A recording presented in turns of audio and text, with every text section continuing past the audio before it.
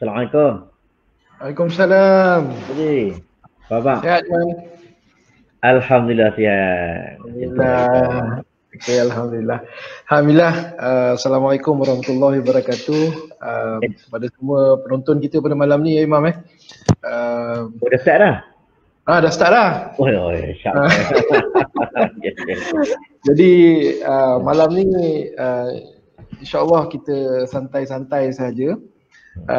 Dan kita merapatkan kesyukuran kepada Allah Subhanahu Wa Taala kerana memberi keizinan untuk kita bersama-sama pada malam ni, dan terima kasih banyak saya ucapkan kepada Imam Muda Ashraf kerana sudi untuk bersama dengan kita pada malam ini. Jadi malam ni kita berbual secara santai-santai saja, Imam jadi kita cuba sedaya upaya kita untuk berkongsi seberapa banyak maklumat yang boleh. Untuk pengetahuan para penonton FB Live kita pada malam ini, kita insyaAllah akan bersiaran selama 1 jam lebih kurang, dan ini adalah antara program yang secara regular dibuat oleh Wasiat Syok Berhad untuk kita berkongsi maklumat kepada masyarakat tentang peri pentingnya kepentingan merancang harta.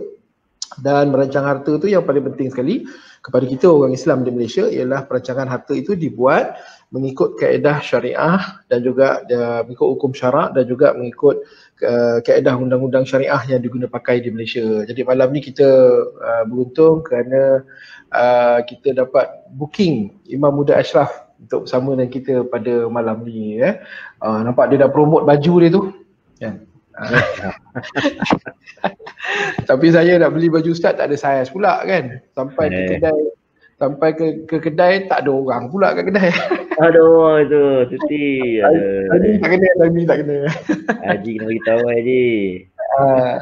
Jadi malam ni Imam Muda Ashraf dan juga para penonton sekalian, kita punya format malam ni ialah kita santai saja. Maknanya saya akan bertanya beberapa soalan kepada Imam Muda, dan juga Imam Muda juga boleh bertanya apa-apa soalan kepada saya untuk kita berkongsi. Jadi insyaAllah kita boleh mulakan kita sesi kita pada malam ni. Untuk terus menjawab soalan pertama Imam Muda, sebab kita bercerita tentang harta, dan hari ini orang Islam di Malaysia sebenarnya ramai yang banyak harta, Imam. Saya jumpa orang Islam paling banyak harta yang saya pernah jumpa, hartanya mencecah sehingga 100 juta kan. Tak, orang ni tak keluar surat khabar, tak keluar TV, tak apa, hartanya 100 juta Imam. Kita ni yang selalu FB Live ni apa benda semua ni, harta tak berapa sen pun.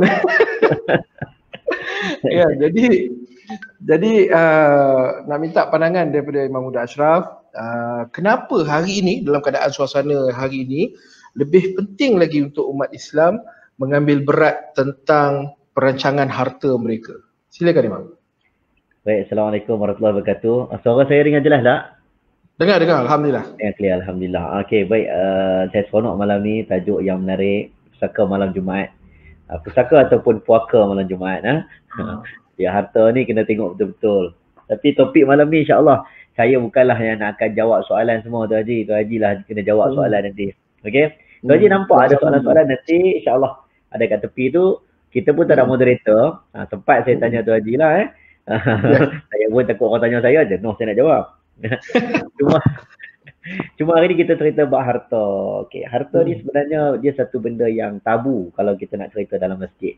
Kita cakap terang. 10 tahun lah saya bukan imam muda dah, dah imam tua dah. 10 tahun dah jadi imam muda dah. Hanya imam muda sahaja yang boleh pakai title tu sampai umur berapa pun. Orang lain tak boleh. Aduh. Cuma saya nak bagi tahu sepanjang jadi imam muda ni, nak sebut berkenaan harta ni satu benda yang tabu Haji. Takut nak cerita dekat masjid. Sedangkan kalau kita mengaji Quran, Syekh Abdul Wahab Khalaf sebut ayat berkenaan dengan hukum tak sampai 80. Kat 80 ayat sahaja.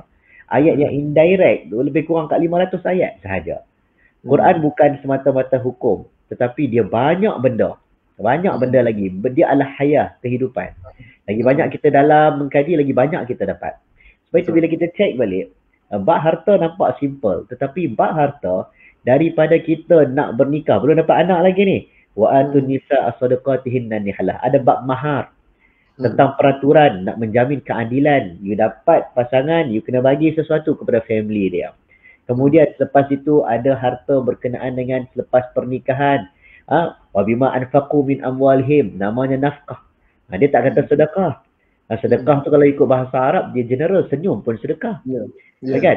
Angkat kayu tepi jalan pun sedekah. Tapi bila sebut infak, infak ni kena benda-benda. Duit ringgit, makan, pakai, ini harta. Sampai lepas bercerai pun ada mut'ah dia. Ada bab nafkah iddah dia. Ada benda-benda yang kita kadang-kadang kita tak nampak. Sehinggalah sampai satu tahap agama letakkan bab kontrak satu ayat yang dipilih paling panjang dalam Quran. Dan kita tengok kenapa benda ini sampai dia sebut faman kana alladhi alaihi alhaqqus safihan aw dha'ifan aw la yastati'. Ini tu Haji lebih tahulah. Orang bodoh, orang tak cerdik macam saya ni kalau tak pandai urus harta, agama nak jaga harta saya, takut kita ni bergaduh, agama kata you kena lantik orang yang adil, orang yang tahu. Kemudian kena ada pula saksi-saksi yang betul. Semua benda ini kalau ikut Imam Jarjawi bila dia tanya tentang zakat, saya tertarik bila dia tanya apakah maksud maqasid zakat. Orang takut maqasid zakat adalah untuk orang yang menerima zakat menjadi pembayar zakat. Dia jawab bukan. Maksud sebenar zakat adalah untuk mengelakkan crime dan jenayah. Dengan adanya pemilikan yang betul, jenayah akan berkurang. Ini tafsiran yang dia nampak. Orang lapar tidak sama dengan orang yang kenyang. Ekonomi merudum, kadar crime akan meningkat berbanding waktu ekonomi sedang baik. Ini benda-benda yang kita sendiri tengok. Ada hadis-hadis yang dibincangkan, kadar faqra yang kuna kufrana, tawa fakir boleh jadi kufur. Saya lihat sampai mati sekalipun, kalau you tak reti nak urus harta, mai aku ajar kamu. Kata Allah SWT, yusikumullah fi auladikum lidzakari mithlu hadhil unsay. Panjanglah ayat Quran tentang wasiat. Menunjukkan macam tadi saya tengok Haji, benda ni, harta ni satu benda yang penting. Benda yang penting yang orang rasa macam okey kot, cerita buat harta ni nampak macam nak masuk neraka ya, tak nampak macam masuk syurga. Yalah. Saya bagi contoh Haji, baru ni ada, saya selalu bawa contoh ni. Baru ni Mak Tafiz kena bakar. Mak Tafiz kan kena bakar kan. Ada seorang tu dia bakar Mak Tafiz, bila kita cek balik tengok-tengok pelajar, budak sekolah. Jadi kita pun periksa cek-cek, saya tanya dengan KPM. Pelajar sekolah berapa kali kalau dia buat salah, dia boleh, kalau dia buat rayuan berapa kali dia boleh masuk balik sekolah. Selagi mana dia tidak buat kes jubana, kes jenayah, dia buat macam contoh kesalahan ponting sikit-sikit ke kan dan sebagainya. Dia kalau kena buat sekolah, dia merayu, sekolah wajib terima. Sama ada nak pindah sekolah lain. Jadi kita buat tengok kenapa dia tak sekolah kalau sekolah wajib terima. Betul. Kita pun kata kat mak dia teruk, dan kita bila kita pergi cek dekat rumah, rupa-rupanya dalam rumah, satu rumah ada 12 orang, ada yang 17 orang. Adik ipar salin baju dengan abang ipar satu bilik. Kan tidur sebelah-sebelah. Anak masuk ke rumah tiba-tiba turun ke kawasan parking terus. Dan sekali kita tengok mak dia pula, mak dia macam mana? Mak dia pagi berniaga nasi lemak, tengah hari jadi cashier dekat shopping complex, malam jadi security guard. Rupa-rupanya kita nampak, bila kita tanya kenapa tak hantar anak mengaji Quran, kenapa tak didik anak dengan ilmu agama, dia cakap saya nak bukan masa untuk bagi ilmu agama, saya nak suap dalam mulut anak saya makanan. Jadi saya nak bagi contoh tu, kerana harta boleh menjejaskan agama. Betul. Sosialnya, keadaannya, tengok apa yang berlaku. Jadi sebab itu bila kita benda ni kena bincang. Dibincangkan di live malam ni ataupun di mana-mana tempat. Jadi saya pun nak tanya Haji ni. Saya seorang saya jawab ni tak Haji ni. Boleh. Sebab kita pun nak tahu juga, sebab saya tahu Haji punya kepakaran ni ada benda-benda yang kita nampak macam saya rasa ramai orang nak tahu sebenarnya. Okay. Dan saya nak tanya, sebab saya teringin nak tanya benda ni. Okay. Orang selalu, bila saya sebut tentang harta faraid, saya selalu buat statement, saya cakap, kalau orang yang tak mengaji ilmu faraid dengan betul, yang tak tahu hak yang dengan betul, lalu dia meninggal dunia, dia kata, nanti aku mati nanti, pandai-pandailah kamu bahagi-bahagi ke harta. Bagi saya orang itu adalah orang yang tidak smart. Orang itu adalah orang yang tidak pandai menguruskan kewangan. Kalau dia tak tahulah ilmu tersebut. Jadi antara benda yang Tuhan bagi pada kita, salah satunya ialah nama hibah. Atal mala ala hubbihi, hibah. Dan salah satunya wasiat. Jadi orang selalu confuse antara hibah dengan wasiat. Adi boleh cerita sikit Adi, apa beza hibah dengan wasiat ni? Okey, terima kasih Imam Muda. Macam Imam pula moderator tu, saya pula ni terbalik. Okey, tak apa. Saya dah bekerja bidang ini tahun yang ke-23. Tahun yang ke-23 daripada rambut lebat sampai rambut jarang ni daripada tak pakai kacamata sampai rabun. 23 tahun daripada tahun 1998. Ini tahun yang ke-23. Jadi masa saya mula bergerak dalam industri ni sebenarnya ketika itu tak wujud langsung pun, sebab orang tak tahu pun apa itu faraid, apa itu wasiat, apa itu hibah. Sangat jarang di telinga umat Islam untuk mendengar perkara-perkara begini. Jadi selepas 23 tahun ni, masuk ke tahun 2020 ni, saya dapati kesedaran orang ramai semakin baik. Kalau dulu tu memang betul lah apa yang Imam sebut tu, ya, orang selalu cakap bila mati apa susah, faraid lah kata dia, kan, mati faraid lah. Lepas tu antara alasan yang popular juga yang saya kerap dengar ialah sepanjang hidup ni aku dah susah payah cari harta, jadi bila aku mati nanti anak-anak pandai-pandai lah, kan, takkan selepas mati pun aku nak tolong kata dia. Ni pun favourite juga alasan-alasan macam ni Imam. Jadi saya dapati bahawa sepanjang 23 tahun ni ada banyak berlaku shift mind, ya, ada perubahan dari segi minda. Orang dah mula faham sedikit, ya. Dan apabila kita bercerita tentang faraid, dia paling common yang orang kita kena faham ialah 3 perkara dalam harta pusaka ni, iaitu perbezaan di antara faraid, wasiat dan hibah. Ini yang paling common lah. Dia ada extension lagi tu, tetapi ni yang paling basic sekali, ya. Sebelum kita cerita jauh-jauh pasal harta ni, perkara pertama yang kita kena faham ialah apa itu faraid, ya. Jadi ramai dulu cakap dengan saya, mati faraid lah. Saya tanya balik, faraid itu apa? Itulah yang ada dalam Quran tu, kata dia. Tapi apa dia tak tahu. Tapi dia cakap tu yang dalam Quran tu, kata dia. Sebab setengah-setengah sekolah agama pada peringkat sekolah rendah, mereka memang ada glance through, dia memang ada lalu subjek faraid ni, kan, tapi dia tak mendalami, kan. Jadi dia teringatlah dia masa budak-budak tu sekolah agama, ustaz ada ajar dia faraid, kata dia. Itulah yang dalam Quran tu faraid. Tapi bila kita tanya apa itu faraid, tak tahu.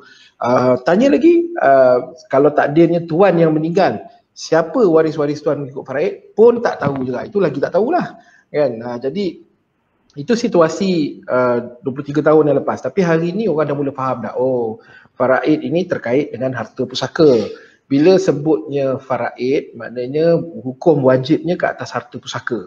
Bila harta pusaka pula, hukumnya yang kita nak kena faham ialah harta pusaka ialah harta yang sah menjadi milik si mati, dalam penguasaan si mati ketika dia mati. Ditakdirkan malam ni ada seorang hamba Allah meninggal pukul 12.30 malam, ditakdirkan begitu, ya. Pukul 12.30 malam tepat tu, apa saja harta milik si mati tu dalam penguasaan dia adalah harta pusaka yang wajib bahagiannya ke atas waris-waris mengikut hukum faraid. Ya, tetapi malam ni dia keluar pergi makan, dia jumpa orang minta sedekah tepi jalan, dalam wallet dia ada RM1,000. Dia keluarkan RM1,000 tu, dia sedekahkan kepada peminta sedekah ni tadi. Dia meninggal pukul 12.30 malam ni, tapi sekarang pukul 9 malam dia sedekah RM1,000. Yang RM1,000 itu bukan harta pusaka dia lagi, kerana dia telah serahkan, dia telah sedekahkan, dia telah dipat, dia telah lupuskan daripada diri dia. Jadi kefahaman mudah kita nak bagi faham ialah apabila kita sebut tentang hibah, ini saya nak kaitkan antara hibah dengan faraid. Apabila kita sebut dengan hibah, hibah itu kuat kuasanya semasa hidup. Saya ada sebuah rumah, saya hibahkan rumah saya kepada anak saya, ya, anak saya. Jadi bila saya dah hibah rumah tu pada anak saya, lengkap rukunnya, lengkap syaratnya, maka hibah itu sah. Saya hibahkan rumah tu semalam, ditakdirkan hari ini saya meninggal dunia, ditakdirkan begitu, ya. Jadi orang rumah saya dia dengar ni, dia marah, dia kata kalau saya ambil contoh, saya selalu kata ditakdirkan saya meninggal, ditakdirkan. Saya cakap memang insya-Allah saya akan meninggal, insya-Allah semua orang akan meninggal, kan. Tapi Adi banyak kali dah bagi contoh tu, lama dah kan sebenarnya. Bagi contoh orang lain kan orang lain marah pula kan. Bagi contoh dia sendiri. Alhamdulillah sihat lagi. Sihat, alhamdulillah. Rupanya pengalaman dan pemerhatian saya Imam, lagi orang tu merancang harta, lagi panjang umur dia bang. Bukan lagi pendek. Ya ke? Sebab kami ada hampir 68,000 orang Islam yang kita dah bantu untuk merancang harta. Yang mati yang rasa tak sampai 1,000 orang kot yang mati. Jadi maknanya yang mati tu sikit berbanding dengan yang merancang harta kan. Jadi tu dalam gurauan biasalah bagi tahu masyarakat kan. Kalau nak panjang umur, rancang harta. InsyaAllah panjang umur. Jadi nak kait tadi pasal faraid dengan hibah tadi kan. Jadi bila harta telah dihibah, dia terkeluar daripada harta pusaka. Ya, jadi harta rumah yang telah hamba Allah ni, ambil contoh lain lah kan. Hamba Allah ni dia dah hibahkan rumah dia kepada anak dia. Dia mati tengah malam ni. Hibah ni dia dah buat dah lengkap rukun dan syaratnya tahun lepas, contohnya dia buat tahun lepas. Maka rumah itu bukan lagi harta pusaka dan tidak wajib diagihkan kepada waris-waris mengikut hukum faraid. Jadi kaitan di antara faraid dengan hibah ialah hibah apabila telah dibuat semasa hidup, maka ia akan terkeluar daripada harta pusaka, tidak difaraidkan. Cumanya dari segi proses undang-undang di Malaysia ni adalah proses undang-undang yang perlu dilalui, kena pergi mahkamah syariah untuk dapat pengesahan dan sebagainya. Tapi dari segi hukum, kedudukan dia sangat jelas. Ya. Kalau kita ambil contoh, orang selalu kata hibah melarikan diri daripada faraid. Kan? Mungkin Imam ada dengar kot, orang ada cakap macam tu. Sebab itu famous tu. Ada dengar? Jaranglah pula dengar kan. Orang dengar dengar orang buat hibah tu orang yang baik. Betul. Jadi soalan tu favorite ditanya kepada saya bang. Hibah melarikan diri daripada faraid. Dia kata kalau kita buat hibah, kata dia berdosa kerana kita melarikan diri daripada faraid. Harta yang dihibah itu tidak akan difaraidkan. Dari segi kerangkanya memang harta yang dihibah tidak akan difaraidkan. Tetapi hibah itu adalah hak yang boleh diberikan oleh tuan punya harta semasa dia masih hidup. Kalau kita ambil contoh macam Sulaiman Ar-Raji, pengasas Ar-Raji Bank ya saya. Sulaiman Ar-Raji tak ada harta, zero. Tak ada harta sebab dia masih hidup. Saya rasa umur dia dah dekat 100 tahun kot, dia masih hidup. Dia dah infakkan keseluruhan harta dia dan dia juga telah menghibahkan harta dia kepada anak-anak dia. Menyebabkan dia zero, dia tak ada harta sekarang kan. Dan bila saya baca kisah-kisah dia, bila ditanya kenapa dia buat begitu, kerana dia kata dia tidak mahu mati dalam keadaan dia ada tanggungjawab yang banyak ke atas harta yang dia belum jawab, kata dia. Dia itu bagi siap. Dia bagi siap-siap juta tu. Bilion, bukan juta lagi, bilion. Subhanallah. Jadi apa hebatnya Sulaiman Ar-Raji kan, dia memisahkan diri dia daripada harta-harta dia sekarang ketika dia mempunyai kuasa ke atas harta tersebut. Jadi hibah ni sifat dia, harta kita semasa kita hidup, kita nak hibah kepada siapa, itu adalah hak kita. Dan memang dari segi hukum pun bila telah lengkap rukun dan syaratnya, maka hibah itu sah dan dia tidak dibahagikan mengikut hukum faraid. Jadi tak ada timbul isu hibah melarikan daripada faraid. Kalau hibah melarikan diri daripada faraid, kalau itu pemikirannya, maknanya sedekah pun lari juga daripada faraid. Sebab dia sedekahkan, dia infakkan, dia wakafkan hartanah dia kepada orang lain dalam keadaan dia masih hidup, dan hartanah yang diinfak tu maka tidak akan difaraidkan lah. Kalau kita nak ambil pemikiran macam tu, maknanya semua benda harta kita ni kita tak boleh buat apa-apa. Maknanya itu tak betul lah, sebab selagi kita masih hidup kita mempunyai kekuasaan terhadap harta tersebut. Itu hibah. Wasiat pula, yang itu ada dalam surah An-Nisa ayat 11, ayat 12 ya, min ba'di wasiyatin yusi biha au dain, ya, disebut tentang faraid, lepas itu disebut tentang wasiat. Dan wasiat di situ sebenarnya merujuk kepada pemberian 1/3 kepada bukan waris. Ya, bukan waris ni maknanya pihak yang tidak menerima harta pusaka mengikut hukum faraid. Anak angkat, anak tiri, masjid, pusat tahfiz dan NGO dan sebagainya. Asalkan dia tidak menerima bahagian mengikut hukum faraid, maka dia boleh menerima wasiat sebanyak 1/3. Tapi had 1/3 je. Tak boleh lebih daripada 1/3 ya. Jadi itu kaitan asasnya ya, antara faraid, hibah dan juga wasiat. Saya pula nak tanya Imam kan, Imam duk dengar saya cerita. Saya kalau cerita memang tak habis Imam, jadi kena potong nak tanya Imam pula soalan. Saya pula tahu. Soalannya Imam ialah semasa kita hidup, bagaimana kita boleh sebagai tuan punya harta boleh merancang supaya harta kita ini selepas kita mati pun boleh memberi manfaat kepada kita. Sebab bila merancang harta, pengalaman saya orang biasa berfikir kalau sebut je rancang harta, maknanya nak bagi harta kepada anak-anak, nak bagi harta kepada isteri. Tapi dia terlupa bahawa harta yang dia miliki semasa hidup ni sebenarnya boleh juga digunakan untuk membawa dia ke syurga. Tetapi kalau silap bawa, boleh bawa dia ke neraka lah. Wa na'udzubillah min zalik. Boleh Imam share tak Imam macam ni? Okey, baik Tuan Haji. Saya seronok dengan Tuan Haji cakap ni. Cerita-cerita tentang hibah. Kadang orang tak perasan. Tambah-tambah orang muda lagi lah.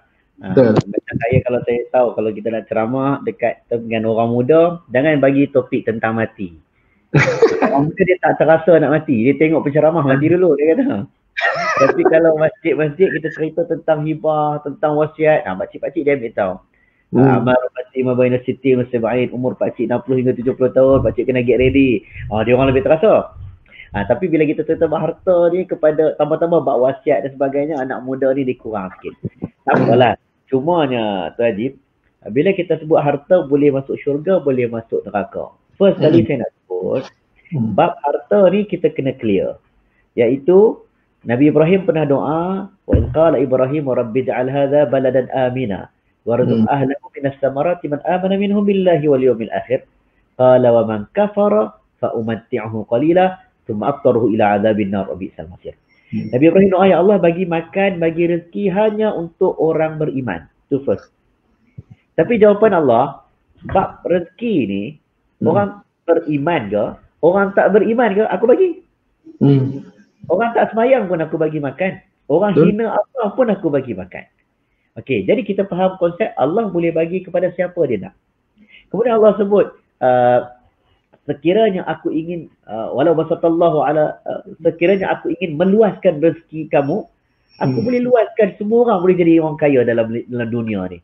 Tapi Allah jadikan ada orang yang Allah angkat darjatnya, faddalallahu ba'dhum ala ba'd. Ada yang kaya sikit, ada yang kaya banyak sikit, ada yang kurang sikit. Memang Allah atur begitu. Tak menjadikan yang miskin itu hina. Allah kata kami angkat orang yang ada darjat itu adalah orang yang bertakwa. Tetapi ada orang kaya sikit, ada orang miskin sikit. Jadi bila kita faham konsep tu, kita dapat rezeki, kita ingat dia akan dipulangkan semula. Inna lillahi wa inna ilaihi raji'un. Nak pulang tu pulang dengan kita sekali sebab kita mati.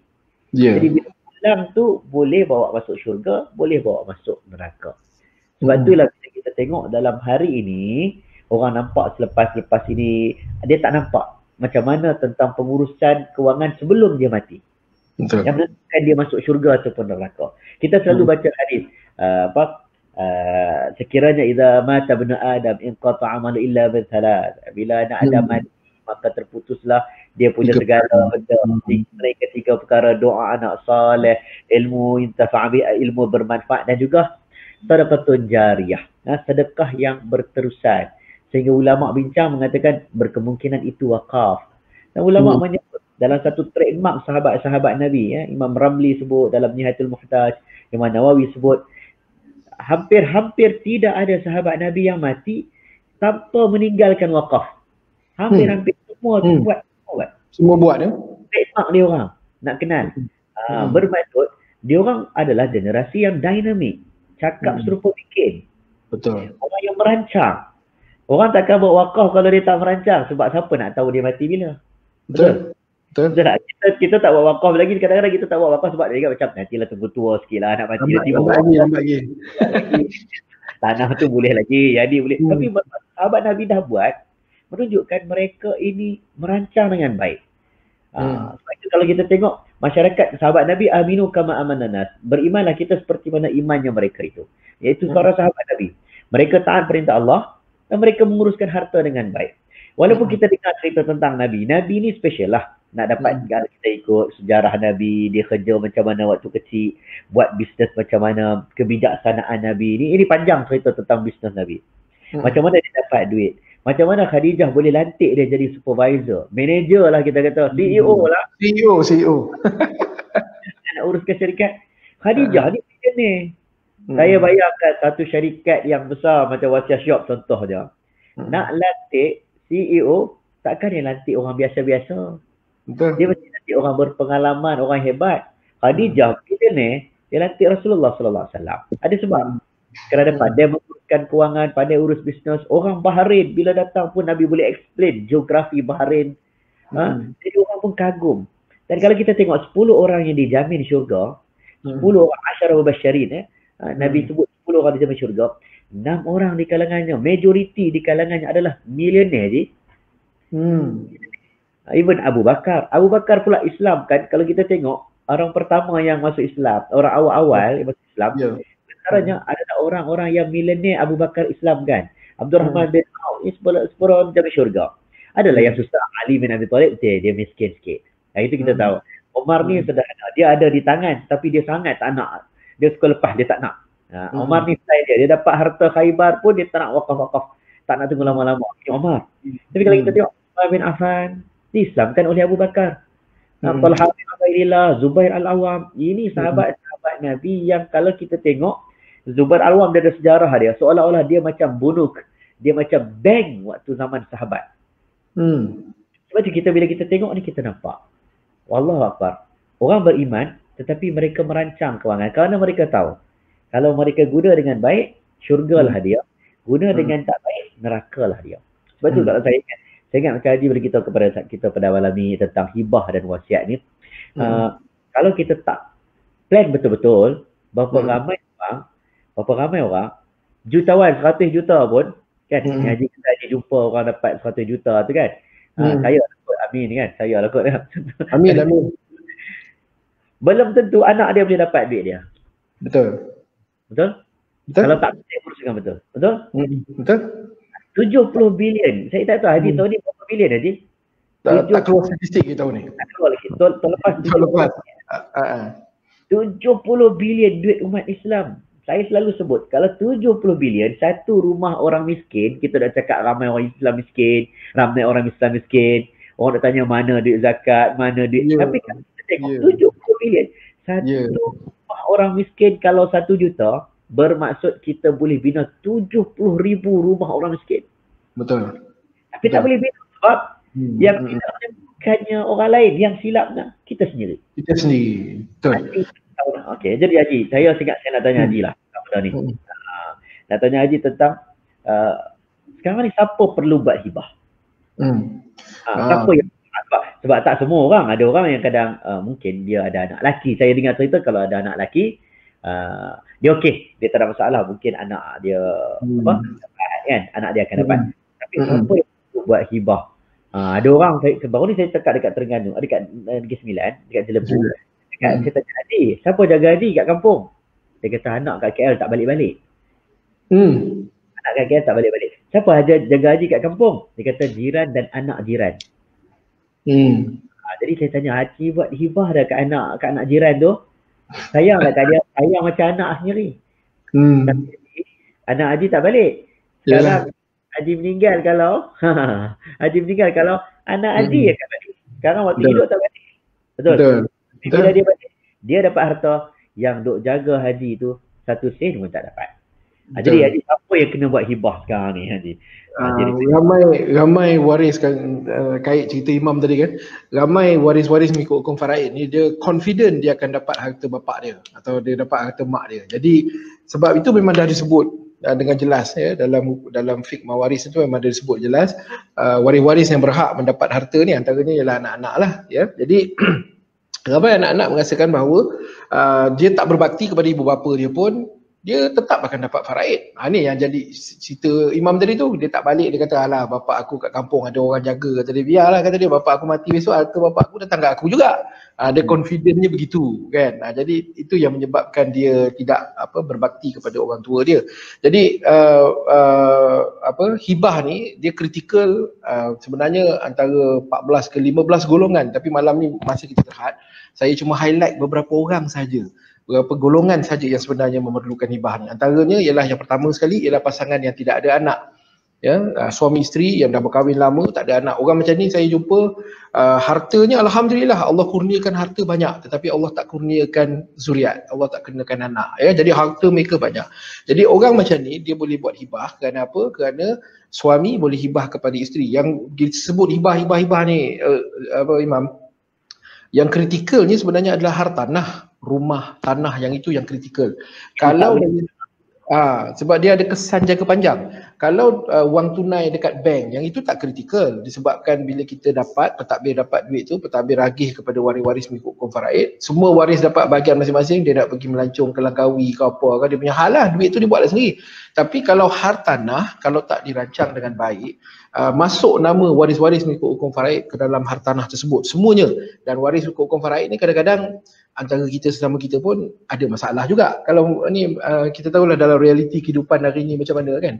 Jadi semua waris, nama waris masuk dalam geran tanah, yang tu dia akan ada kesan jangka panjang. Sebab bila orang berkenaan mati, maka waris-waris dia pula yang akan mewarisi rumah tu. Itu jadi situasi kadang-kadang saya jumpa sepupu ada hak ke atas rumah si mati. Jadi anak tanya mak dia, macam mana pula sepupu ni dapat hak ke atas rumah bapak dia kan? Macam tak ada kena-mengena kan Imam kan? Kita tengok takkan pula kan, macam tak ada kena-mengena kan. Jadi macam pasangan suami isteri tak ada anak ni tadi, sebab apabila si suami meninggal dunia, bahagian isteri ini tadi hanyalah sebanyak 1/4 sahaja. Jadi dia ada baki 3/4. 3/4 tu dia akan pergi kepada ibu bapa suami ataupun adik-beradik suami. Jadi dekat situ dia ada komplikasi sedikit. Jadi orang macam ni kalau dia buat hibah, suami boleh hibahkan kepada isteri, isteri boleh hibahkan harta daripada suami. Sebab mereka berdua ni lah yang struggle selama-lama ni mencari harta. Dan saya ulang balik, bukan semua harta patut dihibahkan. Yang ni kadang-kadang orang silap faham juga.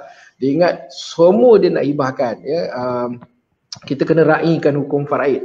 Maknanya harta yang kritikal. Yang kritikal ni apa? Yang kritikal ni rumah, hartanah. Harta-harta ini kena dibuat hibah kerana apa? Kerana kehidupan seterusnya waris-waris kita bergantung kepada rumah tersebut. Kalau kita ada tinggalkan anak isteri kita nak duduk kat rumah tersebut. Tapi kalau wang tunai, dia tak jadi isu besar sangat. Imam, macam saya sebut tadi, kalau dia dah dibagikan kepada waris-waris, dapat bahagian masing-masing, selesailah.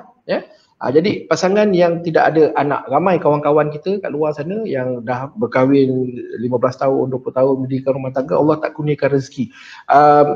Lindungi kebajikan pasangan kita, terutamanya untuk harta yang kritikal seperti rumah, di mana pasangan kita duduk dalam rumah tu. Itu yang pertama, golongan pertama, pasangan yang tak ada anak. Kedua ialah golongan yang ada anak perempuan sahaja, tak ada anak lelaki. Yang ni pun ramai kita jumpa kat luar. 4 orang, 5 orang, seorang sahabat anak tu Ustaz, anak dia masa tu 7 orang kan, perempuan semua. Jadi kita duduk gurau kata muda lagi Syekh, tambahlah seorang lagi kan, bukan tambah isteri, tambah anak kan. Tambah anak kan. Nanti kan ada pula yang melenting, ramai yang tengok dia suka tambah isteri, tak tambah anak. Cakap cubalah lagi kok ada rezeki anak lelaki selepas tu kan. Berapa tahun lepas tu jumpa balik, dia cerita anak dia dah 9 orang. Dia kata, oh alhamdulillah rezeki murah, anak 9 orang. So dah ada anak lelaki ke? Tak, kata dia, semua 9 anak perempuan. Dan rezeki dia 9 orang anak perempuan, dah terima menantu je kan.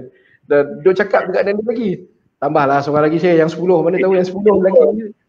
Tambah tu dapat anak perempuan juga. Apa dapat anak perempuan. Kita gurau kata tambahlah Syekh seorang lagi yang ke-10. Mana tahu anak lelaki. Oh cukup lah kata dia. 9 orang perempuan. Lepas ni terima menantu je lah kan. Rezeki masing-masing lah. Kerana orang yang ada anak perempuan ni, bila pasangan yang ada anak perempuan, apabila salah seorang suami atau isteri meninggal dunia, dan bapa mereka telah meninggal dunia lebih awal, ikut logik akal biasa ayah kita meninggal dunia lebih awal daripada kita lah. Itu ikut hukum alam ni gitulah. Bila ayah telah meninggal dunia lebih awal, kemudian diikuti oleh suami isteri, menjadi suami atau isteri meninggal dunia, maka bahagian harta pusaka mereka dari segi faraidnya akan sebahagiannya pergi kepada adik-beradik mereka.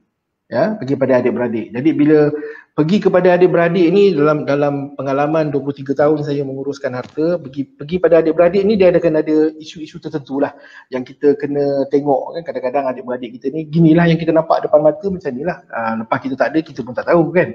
Sebab perkara-perkara macam tu, pengalaman saya menunjukkan bahawa risiko untuk berlaku perbalahan tu ada ya. Jadi ada macam-macam isu lah dekat situ kan. Tapi pasangan yang mempunyai anak perempuan saja, dia boleh merancang hibah. ya, dia boleh membuat hibah. Contohnya macam saya sebut, yang paling penting sekali adalah rumah tu. Sebab kalau dia tak ada besok, isteri dia, anak dia nak tinggal dalam rumah tu, kan? Kalau dan yang berhak kat dalam rumah tu juga adik-beradik dia. Dapat dia dengan, tak dapat kat isteri dengan anak perempuan dia, dapat kat adik-beradik. Ada adik-beradik ada bahagian dekat situ. Ada bahagian kat rumah tu. Okay. Ada bahagian kat rumah tu. Jadi kalau adik-beradik ni dia tak hendak lepaskan bahagian dia dalam faraid, itu dia panggil taharuj. Maknanya dia dah tahu berapa banyak yang sepatutnya bahagian dia dapat, dia lepaskan balik kepada anak menakan dia, contoh. Ya. Ada juga yang saya jumpa kes macam tu, Imam. Tapi kalau 10 kes yang lepas bahagian ni mungkin 3 atau 4 kot. Majoritinya akan tak bahagian dia. Sebab kita kena faham, adik-beradik ni status kehidupan dia berbeza-beza. Ada yang alhamdulillah rezekinya murah, ada yang hidup cukup makan saja, ada yang hidup susah. Jadi bila abang meninggal dunia ataupun ada adik-beradik yang hidupnya mewah ni meninggal dunia, adik-beradik yang kurang bernasib baik ni bila dia tahu dia ada bahagian, dia ibarat macam rezeki terpijak lah. Kan, biasa dia datang open house hari raya rumah abang dia kan, tengok ui besar swimming pool rumah abang kan. Abang pula duk cerita aku baru beli kereta sport ni kan. Jadi bila adik-beradik tengok ui mewahnya hidup abang aku ni hidup biasa-biasa je. Tiba-tiba abang meninggal, adik-beradik tahu bahawa ada bahagian mereka ke atas harta-harta ini. Dan nilainya pun bukan sedikit kan. Jadi dekat situ akan ada timbul beberapa masalah. Tu yang tadi saya cakap dengan Imam tadi tu, sepupu dapat bahagian. Macam mana sepupu dapat bahagian? Isteri dan anak-anak ada bahagian ke atas rumah si mati mengikut hukum faraid. Dalam masa yang sama adik-beradik pun ada bahagian ke atas rumah tersebut. Jadi kalau mereka tak nak lepas bahagian, selepas selesai proses pusaka dalam geran tanah nanti akan ada nama isteri berapa bahagian, akan ada nama anak berapa bahagian, akan nama adik-beradik berapa bahagian. Jadi bila adik-beradik ni pula mati, maka waris-waris mereka pula akan mewarisi bahagian mereka. Situ yang sepupu dapat bahagian tu kan. Ramai orang tak nampak tu kan. Dekat situ sepupu dapat bahagian. Jadi mereka boleh merancang hibah bagi pasangan yang ada anak perempuan sahaja, tak ada anak lelaki, tak dikurniakan anak lelaki. Boleh guna kaedah hibah rumah ni tadi. Saya sebut banyak-banyak kali sebab dalam pengalaman saya memang paling bermasalah ialah rumah, hartanah. Itu yang paling banyak masalah. Mereka boleh rancang hibah, hibahkan kepada anak dan isteri. Ini dua golongan yang paling kritikal sekali, Imam.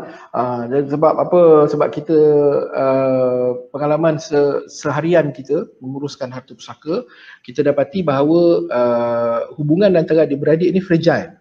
Dia fragile. Macam-macam faktor akan menyebabkan hubungan ini terjejas. Jadi bila hubungan ini terjejas dan berlarutan sampai berlaku kematian, dia bertendensi untuk menimbulkan banyak masalah yang lain. Sini ada kawan kita tanya ni, Imam. Ya, ada soalan ni, apa hikmah waris perempuan dapat kurang dari waris lelaki? Dia tanya Imam, memang kena jawab Saya nampak hikmah, apabila contoh kalau bab hurumat, bab boleh bab nikah kahwin sebagai contoh, ataupun bab faraid sebagai contoh, semua ada unsur-unsur akhlak sebenarnya. Betul. Ada unsur akhlak. Contohlah saya bagi contoh. Kenapa kita boleh kahwin dengan orang nama sepupu? Kenapa kita tak boleh kahwin dengan kakak kita sendiri, mak saudara kita sendiri? Tapi kita boleh duduk satu bilik dengan mak saudara, kita boleh duduk satu bilik dengan kakak kita. Jadi saya nampak benda ni seolah-olah Tuhan nak bagi tahu tak mungkin berlaku perkara buruk sebab kamu dah dengan kakak kamu daripada kecil. Betul. Tak mungkin berlaku perkara buruk dengan mak saudara sebab kamu dah duduk, kamu itu mak saudara kamu, dia pernah jaga kamu. Tapi kalau berlaku juga macam kes-kes zaman sekarang, bermaksud kamu terlampau teruk melanggar hukum Tuhan. Jadi kalau kita tengok dalam kes ni, bila wanita dan isteri dengan anak perempuan, bila tidak dapat harta, bukan tak dapat, ada portion kurang sikit. Seolah-olah Tuhan nak bagi gambaran, bagi saya ni, ini adain hikmah saya bukan pandai sangat tadi. Seolah Tuhan nak bagi gambaran, pak saudara kamu, dia dapat, takkan dia tidak ada simpati untuk menguruskan harta anak saudara dia dengan baik. Betul. Dia dapat, dia bagi sikit main-main pakcik jaga duit kamu, contoh. Sepatutnya lah. Tapi macam dia cakap, kes fragile ni banyak kali berlaku, dan benda banyak pengalaman yang kita lihat mungkin tak sepatutnya begitu berlaku lah. Tapi seolah-olah hikmahnya Tuhan nak bagi tahu, kalau kamu abang, kenapa kamu dapat dua bahagian? Kamu mungkin ada simpati pada adik perempuan kamu. Contoh begitu. Sepatutnya. Wallahu a'lam. Haji tambah. Boleh, insyaAllah. Kenapa perempuan dapat separuh daripada bahagian yang lelaki dapat? Kerana orang perempuan ni bila dia mendapat harta tersebut, harta itu adalah hak milik mutlak dia, bahagian tu. Maknanya kalau dia dapat, ayah meninggal, dia dapat 500,000 contoh, kan? 500,000 ringgit tu adalah hak dia. Dia nak pergi beli handbag ke, dia nak beli apa pun, terserah pada dia. Sebab itu memang dia punya. Tetapi anak lelaki, orang lelaki bila dapat bahagian faraid, bahagian itu adalah untuk dirinya dan tanggungannya. Sebab dia ada tanggungan dia. Dan saya suka Imam ulas pasal bapa saudara tadi. Bila bapa saudara dapat bahagian, sebenarnya bapa saudara ni adalah wali kepada anak-anak saudara dia. Dalam konteks hari ni Imam, yang kita tengok, bila orang kata wali nak nikah, kan? Maknanya dalam fikiran dia, wali tu kerja dia nikahkan anak saudara. Dalam fikiran dia begitu. Sebenarnya fungsi wali ni, perwalian ni sebenarnya sangat luas. Jadi bapa saudara tu bukan saja bertanggungjawab nikahkan anak saudara dia, tapi dia juga bertanggungjawab untuk menjaga kebajikan anak saudara dia. Memastikan anak saudara dia ni persekolahannya diuruskan dengan baik, kebajikannya, sakit peningnya diuruskan dengan baik. Jadi perwalian itu datang sebenarnya dalam satu skop tanggungjawab yang besar.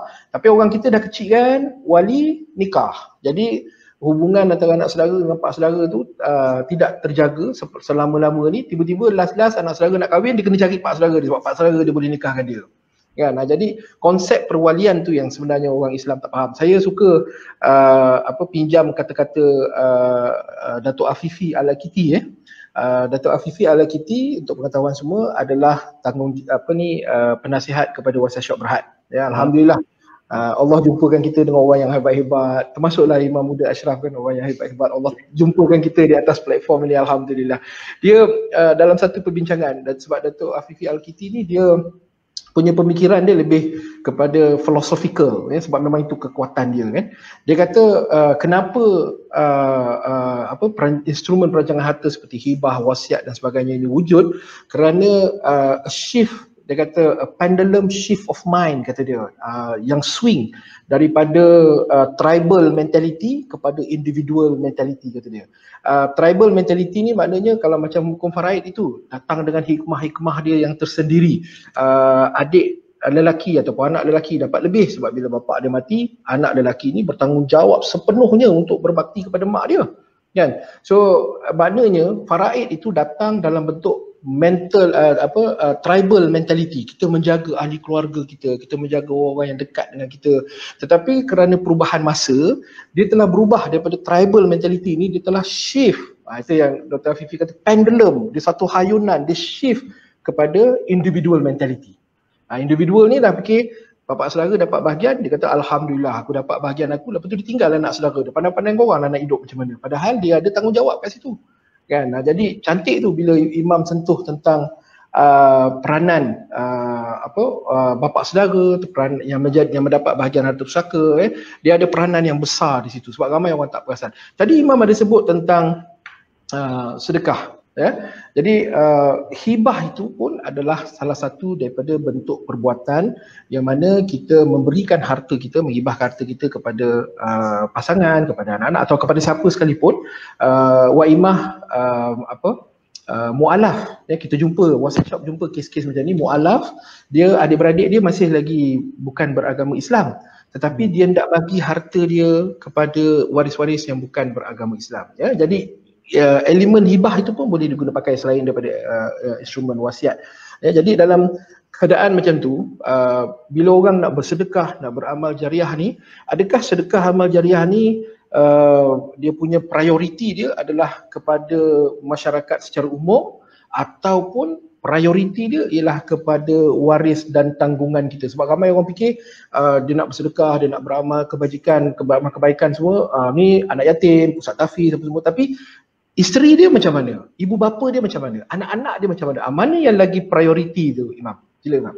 Okey, cantik soalan ni. Ramai orang terlepas pandang. Dia buka tahfiz, tiba-tiba ahli keluarga terabai. Ada orang, dia banyak sumbangan dekat luar, CSR dan sebagainya.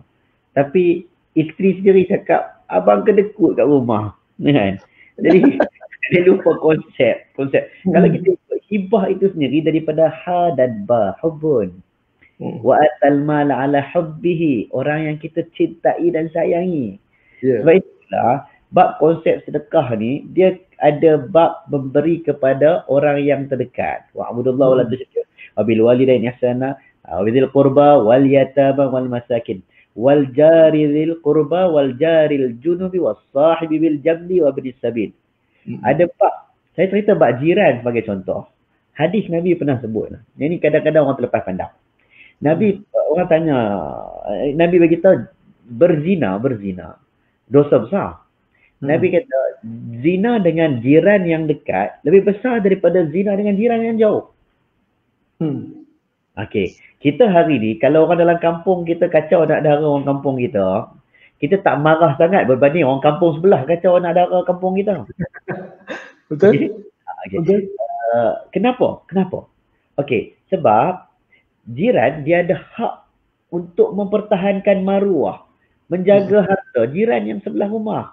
Pencuri masuk dia report, dia halang, tiba-tiba harapkan pegar makan padi. Itu maksud dia. Betul kan? Orang sekening sepatutnya lebih teliti dalam bab pemberian dan penerimaan. Kita nak jaga harta family kita dan ataupun kita nak sedekah, maka orang sekeliling lebih berhak untuk kita beri. Sebab itulah bila sebut tentang sedekah. Saya sebut sedekah. Sedekah ni satu maklumat yang sangat general, perkataan yang general. Zakat pun guna perkataan sedekah. Infak pun guna perkataan sedekah. Sebab tu saya kata sedekah ni buat baik pun sedekah. Subhanallah, alhamdulillah pun Nabi kata sedekah. Tapi kalau senyum pun sedekah Imam Ya, senyum sedekah. Sebab tu orang senyum saja bila tabung masjid lalu Senyum.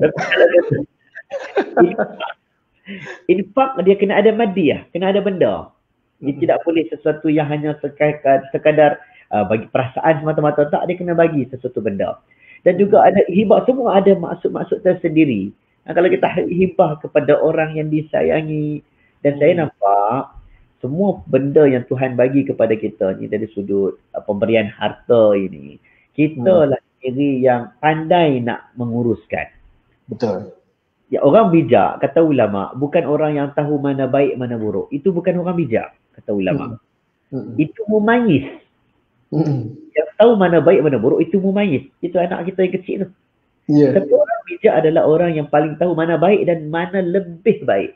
Mana buruk dan mana lebih buruk. Aulawiyat dia mengetahui. Bila dia tahu, maka dia letaklah tempat yang paling sesuai. Berapa dia nak hibah pada anaknya ni? Berapa dia nak bagi pada anak ini? Berapa dia nak bagi pada rakan kongsinya? Berapa dia nak bagi? Dan apa dia nak tinggal untuk faraid dia? Saya fikir macam Sulaiman Rajahi tadi tu. Adalah orang yang mungkin seorang yang sudah merancang dengan betul kewangan dia. Nak bagi kepada siapa? Sebab tu saya ingat, kalau kita tak merancang dengan baik, maka kita tak sama. Tak akan jadi macam orang lain. Sebab tu kalau kita baca sejarah, Nabi cerita lain. Innal anbiya la yurath. Nabi tidak mewariskan. Ada bab tentang pewarisan Nabi kepada anak. Tetapi kebanyakan Nabi ada cerita tentang yarisuni warisi wa yarisu min ali Yaqub. Isu-isu bukan harta, isunya mewariskan ilmu, mewariskan kenabian. Nak menunjukkan bahawa isu peralihan sesuatu yang mereka miliki kepada orang yang mereka sayang itu satu isu yang besar dalam kehidupan. Itulah punca membuatkan Nabi Zakaria berdoa nak anak banyak kali. Sebab nak mewariskan kenabian, dakwah. Jadi saya nampak kalau kita lah sebagai orang yang bijak, kita plan betul-betul orang ini bagaimana, orang ini bagaimana, dan kita buatlah waktu hidup. Dan ada saki-baki yang kita boleh biarkan sewaktu meninggalnya kita dengan harapan orang tak bergaduh yang perintah itu diselesaikan dengan baik, insya-Allah. Itulah orang yang bijak. Saya jumpa satu hamba Allah, Imam dia tanya saya, isteri lah, hamba Allah ni isteri, dia tanya saya, dia kata boleh tak saya nak buat supaya bila saya mati nanti suami saya tak dapat 1 sen pun daripada harta pusaka saya. Soalan-soalan macam ni kerap kita jumpa dalam masyarakat. Tak tahulah apa masalah mereka lah, tak ada masalah lah tu kan. Jadi jawapan saya kepada dia ialah, kalau puan nak buat hibah, puan buatlah hibah mana-mana harta-harta tertentu yang puan merasakan menjadi kritikal keperluan untuk anak-anak. Tetapi bakinya tinggalkan juga supaya ia boleh difaraidkan, dan suami ni tadi akan menerima 1/4 bahagian. Ya, sebab dia ada anak, suami ni akan dapat 1/4 bahagian daripada harta pusaka puan. Manalah tahu puan, manalah tahu ya, berkat barakah suami ni dapat bahagian daripada faraid harta pusaka puan, walaupun dia sendiri tahu dia melayan puan dengan buruk ke apa ke semua, apa itu kita tak mau ceritalah dia punya masalah keluarga dia, tapi dia melayan isteri dia yang buruk sehingga kan isteri dia merasakan bahawa suami dia tak layak dapat 1 sen pun daripada harta pusaka dia, sebab isteri ni ceritanya jauh lebih berharta daripada suami dia. Jadi dia adalah masalah-masalah kat situ kan. Jadi saya cakap dengan dia, manalah tahu berkat suami dia dapat harta pusaka puan, Allah bukakan hati dia untuk bertaubat selepas itu. Mungkin dia akan terfikir, aku layan isteri aku dengan buruk sepanjang umur dia, tapi lepas dia mati aku dapat juga harta dia kan. Sebab hikmah faraid ni memang tak boleh ditakul oleh secara logik oleh fikiran manusia biasa macam kita ni, Mam. Sebab itu Allah kata baik ibu bapa, baik siapa pun yang menerima harta pusaka, hikmah dia hanya Allah seorang saja yang tahu, sebab hanya Allah saja yang tahu, sebab hanya Allah yang tahu hikmah kepada faraid ni. Kadang-kadang orang selalu mempertikaikan faraid tidak adil lah dan sebagainya. Depa kena duk ngaji lagi lah, Imam, sebab sebenarnya ada hikmah yang datang tu dengan hikmah. Kita tak boleh nampak secara mata kasar kita dan secara logik akal kita tak boleh nampak kan. Jadi kalaupun isteri cakap macam tu, ada beberapa kes yang saya jumpa, saya beritahu bahawa faraid itu tetap mesti berjalan kerana ada hikmah dia ya. Jadi kita kena raikan hikmah tu, kita kena yakin hikmah tu, walaupun kita mempunyai kuasa untuk melupuskan semua harta kita sekarang, tapi kita tetap kena percaya ada hikmah dekat situ. Ada soalan tadi penonton kita tanya tentang kenapa susah sangat wasiat dan hibah ni, macam banyak sangat isu teknikal ni, Imam. Ada orang tanya tadi ya, kenapa susah sangat nak uruskan wasiat dan hibah. Sebenarnya kedudukan hukum itu jelas, yang menjadi susahnya kerana masyarakat kita mungkin tidak faham secara tepat ya. Jadi sebab itulah kalau nak buat wasiat, nak buat hibah, kena datang kepada organisasi profesional. Ni saudara Helmi kita tanya banyak masalah selepas kematian ya, adakah sistem perlu dimudahkan atau dibaik pulih. Untuk pengetahuan semua para penonton, saya terlibat dalam beberapa jawatan kuasa untuk cadangan, memberi cadangan kepada penggubalan undang-undang yang berkaitan dengan penghartaan ya. Jadi bila kita duduk dalam jawatan kuasa itu, kita melihat kepada bagaimana lagi kita nak memudah cara supaya isu penghartaan orang Islam ni menjadi lebih mudah, menjadi lebih jelas. Jadi usaha-usaha itu pada peringkat perundangan sedang berjalan. InsyaAllah doakan supaya dapat dibentangkan di Parlimen dan dapat diluluskan akta-akta yang berkenaan. Itu memang sedang berjalan. Tetapi yang paling mudah yang saya nak cerita kepada para penonton kita malam ni, Imam, ialah apabila kita nak merancang harta, kita kena pergi kepada organisasi yang profesional. Kita kena pergi kepada organisasi yang berdaftar, yang mempunyai punca kuasa. Macam Wasiat Syok Berhad, kami syarikat amanah yang berdaftar di bawah Akta Pemegang Amanah dan dipantau oleh Suruhanjaya Syarikat Malaysia. Maknanya kita memang kerja hakiki Wasiat Syok Berhad ialah membantu untuk menguruskan dan merancang harta. Itu memang kerja hakiki kita, ada punca kuasa undang-undang dan sebagainya ya. Jadi kalau tak nak serabut sangat, sebenarnya datang kepada organisasi profesional. Kalau kita dengar kawan sebelah rumah kita cerita, senang aja buat hibah kan, kau ada rukun, harta pemberi penerima ijab kabul, syarat, selesailah. Apa nak payah-payah nak pergi organisasi profesional ya, boleh buat sendiri je pun, boleh tulis sendiri je kan. Ada orang tanya macam tu, bang, nak buat dokumen ni, nak pergi organisasi profesional kena bayar mahal, kata dia. Baik buat sendiri je lah. Dia ginilah analogi dia. Kos lagi mahal. Ya. Turun mahkamah lagi mahal buat sendiri. Ya, yang orang tak faham ialah, masyarakat tak faham, nanti mungkin sesi akan datang kita boleh kongsi lagi. Yang masyarakat tak faham ialah buat dokumen itu tidak menyelesaikan semua masalah. Bukan bila dia dah buat dokumen hibah, selesai dah, hibah dia akan berkuat kuasa selepas mati apa semua. Itu masyarakat boleh saya katakan 99% tak faham. Jadi yang dia faham ialah buat dokumen hibah, selesai. Yang dia tidak faham ialah dokumen hibah tu dalam pengalaman 23 tahun saya buat kerja, dia hanya membentuk lebih kurang dalam 30% sahaja daripada proses keseluruhan undang-undang. 70% lagi berlaku selepas kematian itu. Dan apabila pelaksanaan undang-undang tu selepas kematian tu nak dibuat, ada banyak faktor yang mempengaruhi. Antaranya ialah faktor hubungan kekeluargaan di antara sesama waris. Hari ni dia buat mungkin hubungan dengan waris dia baik, tapi 5 tahun akan datang tak tahu lagi, itu satu. Keduanya ialah perubahan undang-undang. Tadi saya sebut, saya terlibat dalam jawatankuasa cadangan pengubalan undang-undang, jadi saya tahu secara tepat ada beberapa undang-undang yang akan diperkenalkan insya-Allah dalam jangka masa terdekat yang melibatkan penghartaan. Jadi apa-apa yang dia buat dokumen hari ini, ada kemungkinan besar selepas dia meninggal 5 tahun akan datang, dokumen tu sudah tidak lagi berkuat kuasa. Jadi kita ingat buat dokumen hari ni, buat dokumen ni hari ni kan, kita buat sendiri je. Sebab buat sendiri kosnya cuma ink dan juga kertas je lah, berapa sen je ink dengan kertas kan. Kalau nak pergi syarikat-syarikat organisasi profesional macam WhatsApp Shop ni, mahal kata dia, buat sendiri je. Ataupun kawan sebelah rumah dia kata, aku pun dah buat lah, aku buatkan untuk kau bagi aku 100 je dah, aku tolong buatkan untuk kau. Yang dia tak faham ialah dokumen ni adalah dokumen undang-undang. Dia perlu melalui proses perundangan. Jadi proses perundangan itulah yang sebenarnya ramai orang tak nampak kan. Jadi timbullah persoalan lepas tu, hibah tak sah, wasiat tak sah. Sebab apa tak sah? Sebab dia agak-agak dibuat macam tu boleh berkuat kuasa. Sebenarnya dia ada banyak teknikal undang-undang dekat situ. Yang ni yang masyarakat kena faham. Jadi kenapa jadi susah sangat urusan wasiat dan hibah ni? Sebab diuruskan oleh pihak yang tidak profesional. Mudah je sebenarnya kan. Dia rosak kereta dia kan, dia nak ganti spark plug, dia tanya jiran dia kata kau tak payah pergi bengkel lah, kau beli spark plug aku pasangkan. Rupanya jiran dia pun rasa macam dia tahu pasang spark plug, terbalik buntut dengan kepala je, dah rosak terus kereta kan. Ini macam tikus membaiki labu lah. Jadi nak elak masalah, datang kepada organisasi profesional. Sebab macam di WhatsApp Shop, kita ada panel syariah profesional seramai 7 orang. Kita ada penyelidikan ilmiah, Imam. Kita nak buat apa-apa, kita bagi grant pada universiti untuk buat penyelidikan.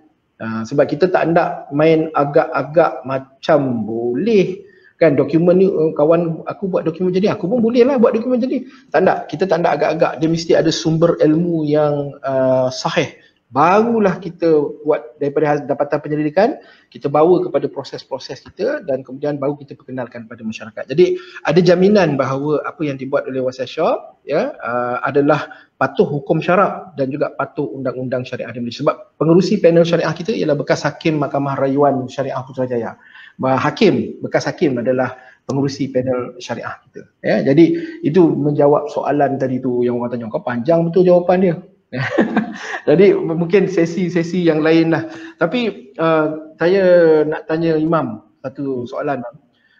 Kalau kita nak mengambil contoh Rasulullah SAW dalam baginda merancang, menguruskan harta. Jadi apa contoh terbaik yang kita boleh ambil daripada Rasulullah untuk menjadi panduan kepada kita dalam kita merancang harta kita? Okey, saya kalau bab harta ni sebenarnya Nabi SAW dia satu cerita yang sangat asing sebenarnya. Susah kita nak letak mizan. Kalau Syekh Ali Qaradari kata kalau bab harta nak letak dengan Nabi ni susah. Sebab satu, Nabi ni rizqtu bil ghanimah. Nabi dapat harta ghanimah. Isunya lain, tak sama macam kita kerja. Nabi SAW dapat harta fa'i. Harta fa'i itu rampasan bukan peperangan.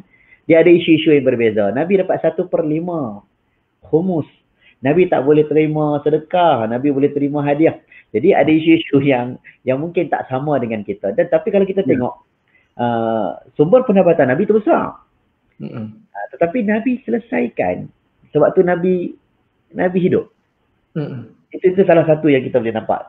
Saya tak nak letakkan sama, kita kena ikut sebidik-sebidik dengan Nabi. Sebab saya nampak sahabat-sahabat Nabi ada juga yang tidak mengikut. Bukan tidak mengikut, cara menguruskan itu tak sama. Sebab ada khususiat untuk Nabi-Nabi. Nabi-Nabi ini, setiap Nabi tidak mewariskan harta. Itu satu benda yang kita kena ingat. Dia tak wariskan harta. Dinaran wala dirhaman, tetapi mewariskan ilmu. Ini khas untuk Nabi.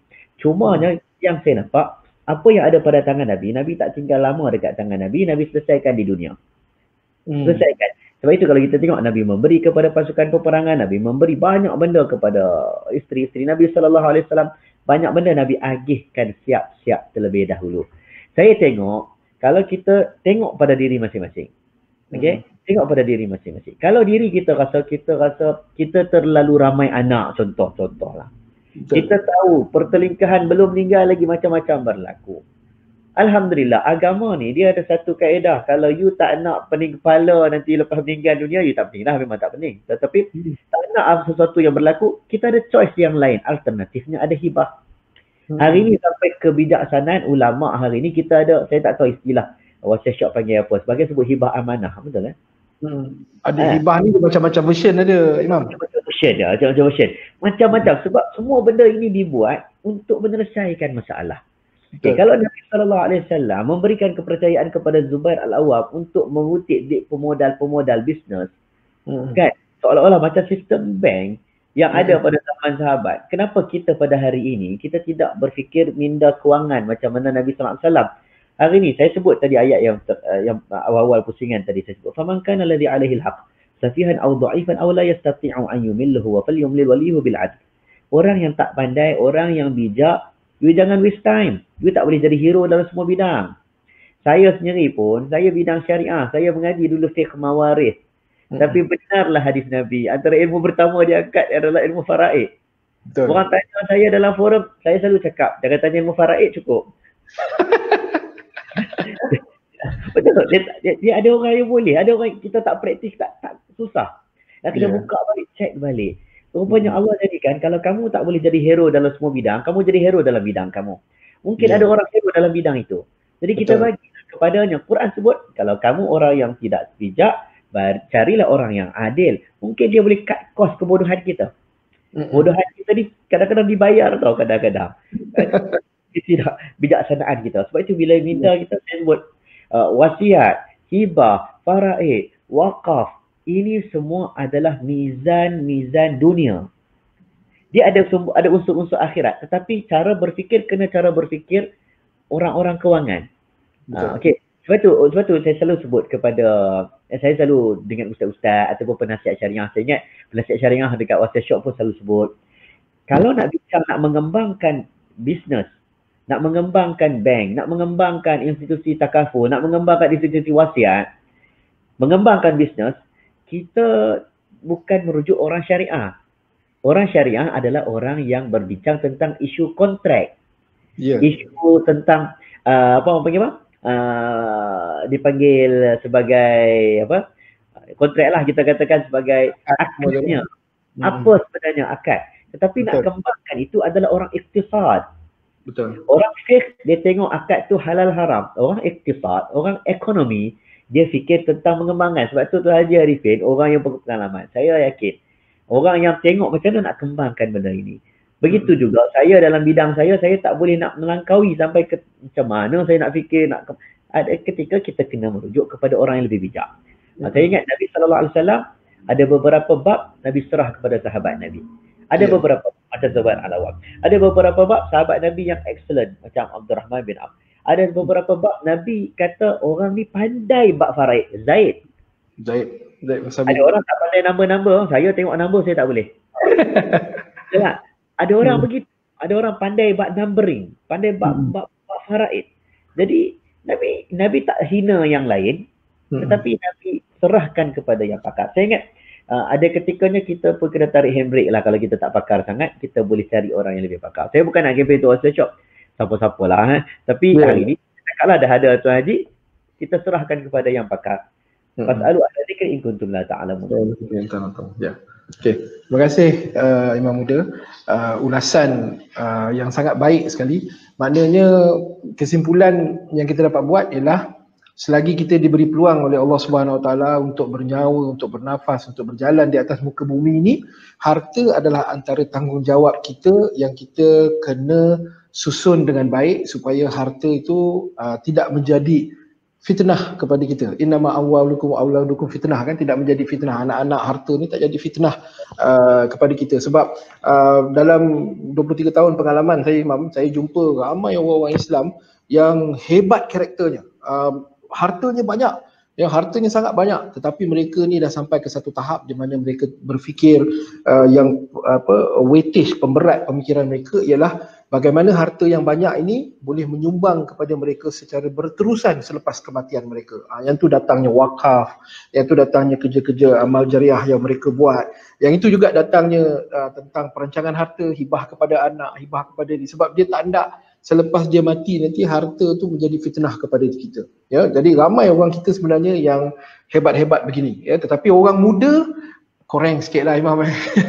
Ini kebanyakan orang ni. Saya kalau saya ceramah, saya selalu sebut ada 5 benda penting. Yang pertama, wealth, kekayaan. Daripada mana kamu dapat? Cari kerja, cari buat bisnes, kamu makan gaji. Nombor 2, saya kata pagar. Kamu kena ada pagar duit kamu. Rumah tak ada pagar tak jadi. Takaful, bagi contoh. Lepas tu saya sebut, kita duduk dalam dunia ni, kita duduk ada peraturan, ada perundangan. Sebab itu kena ikut. Ada tentang cukai, zakat, CSR, sebagainya. Saya sebut lagi satu lagi, saya sebut yang ni penting. Salah satunya adalah nama dia wasiat. Wasiat penting. Berapa ramai orang kaya kita kalau tengok mak ayah kita kerja penat-penat, tak ada benda lain kerana nak cari harta untuk anak cucu. Betul. Tiba-tiba anak cucu tak dapat. Sebab benda tu. Tapi kenapa bab wasiat ni anak muda tak mampu nak dengar sangat? Sebab dia rasa mati tu jauh lambat lagi. Jauh lambat lagi. Betul. Itu saya cakap. Kalau nak cerita ceramah kat orang muda je, saya ingat Haji untuk wasiat shop ni. Kan? Dia bukan isu tentang anda akan mati. Ini psikologi Kenapa di sekolah kita cerita, bayangkan mak kamu mati baru budak menangis.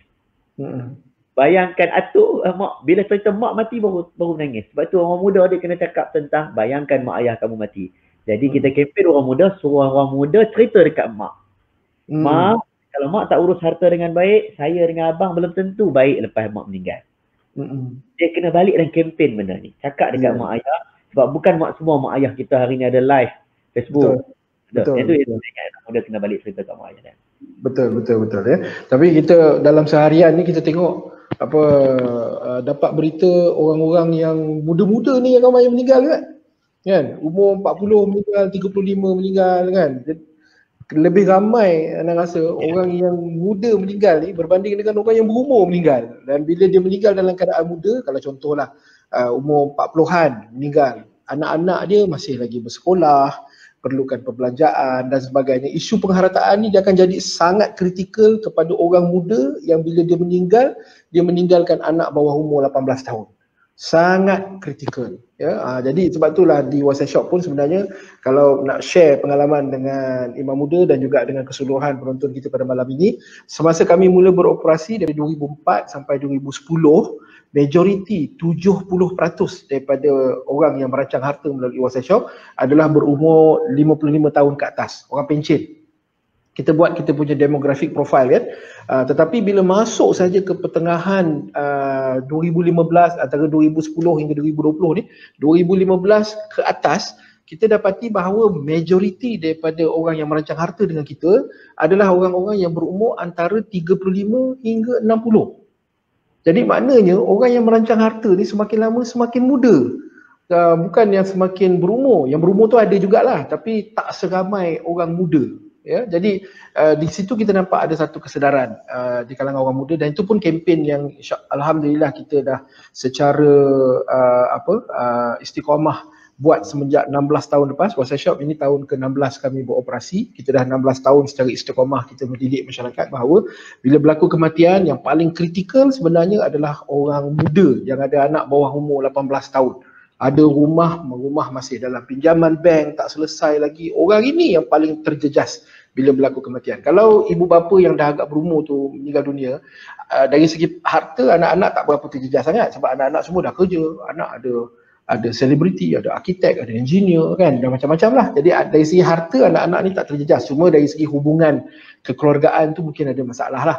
Tapi kalau orang muda meninggal, anak-anak dia confirm terjejas. Sebab tu kita dah istiqomah buat kempen ni, dan kita bantu orang muda ni. Untuk pengetahuan Imam Muda dan juga para penonton, WhatsApp Shop adalah satu-satunya syarikat amanah patuh syariah di Malaysia yang menguruskan harta pusaka secara percuma untuk waris.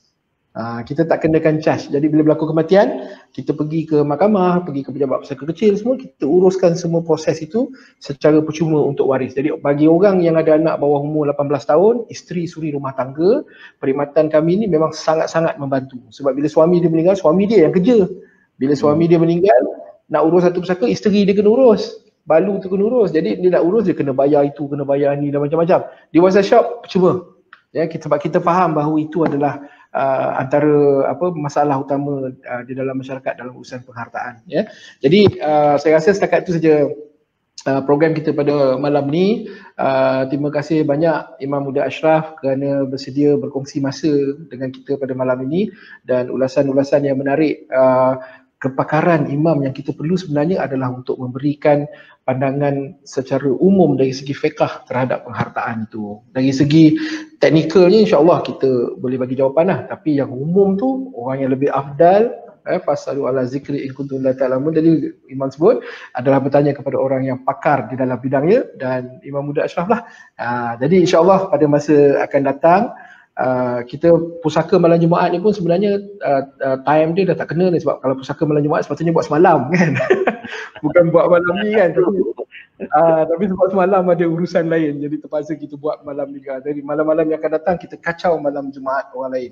Kita buat pada hari Khamis malam Jumaat. Terima kasih banyak Imam. Mungkin ada pesanan akhir Imam nak bagi kepada kita punya para penonton kita malam ni?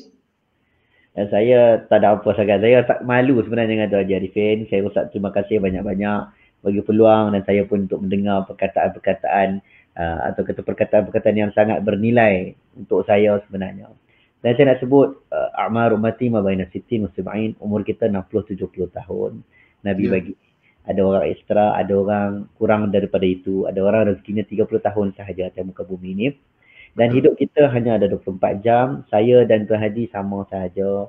Saya dan semua orang dalam live ni sama sahaja 24 jam. Tetapi resume kita berbeza depan Allah SWT. Jadi resume kita berbeza. Wang ringgit Allah jadikan berbeza. Saya lahir daripada perut ibu yang sama. Kakak saya dengan saya rezeki tak sama. Orang yang lahir kembar seiras sekalipun, Allah takdirkan rezeki tidak sama. Jadi kita harap, bila kita faham konsep ini, rezeki adalah milik Allah SWT, kita kembali jumpa Allah dalam keadaan Allah redha dengan apa yang Allah beri pada kita. Allah alam, saya minta maaf yang baik daripada Allah, lemah pada diri saya sendiri. Assalamualaikum warahmatullahi wabarakatuh. Waalaikumsalam. Terima kasih banyak Imam Muda Ashraf. Jadi kepada para penonton FB Live WhatsApp Shop pada malam ni, insyaAllah like FB WhatsApp Shop ya, untuk mengikuti perkembangan-perkembangan semasa. Dan saya juga banyak menulis artikel-artikel saya ada dikeluarkan setiap Isnin di portal Dagang News, dagangnews.com. Jadi boleh mengikuti penulisan saya, dan saya juga banyak menulis di dalam Arifin Sabirin Official, iaitu page FB saya. Jadi boleh pergi ke Arifin Sabirin Official untuk like, follow dan share. InsyaAllah boleh dapat maklumat secara terperinci, sebab saya banyak ulas perkara-perkara teknikal di situ. Sekali lagi ucapkan terima kasih pada Imam Muda Ashraf. Panjang umur, moga rezeki, kita jumpa lagi. Itulah nak tanya, baju Ashraf tu saya ada apa? Ada, kita sampai tidur ada. Oh cantik. Jadi nanti kita hello lah nanti insya-Allah ya. Jadi semoga Allah Subhanahu Wa Taala memberkati program kita pada malam ni, dan rezeki ilmu yang kita dapat pada malam ni kita sampaikan dan kita kongsi-kongsikan dengan sahabat-sahabat kita, dengan kawan-kawan kita di luar sana yang mungkin tidak berkesempatan untuk mengikuti FB Live pada malam ini. Jadi sekian, wabillahi taufiq wal hidayah. Wassalamualaikum warahmatullahi wabarakatuh. Terima kasih banyak Imam. Assalamualaikum warahmatullahi wabarakatuh. Selamat malam.